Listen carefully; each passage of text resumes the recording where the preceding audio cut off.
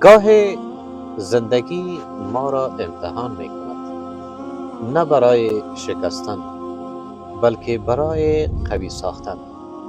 صبر یعنی نه اینکه درد را احساس نکنی، صبر یعنی با وجود درد ادامه بدهی. هیچ مشکلی همیشگی نیست، اما بی‌صبری خیلی چیزها را خراب میکند. اگر امروز سخت است، خودت را سرزنش نکن، فقط صبر کن و قدم به قدم پیش برو.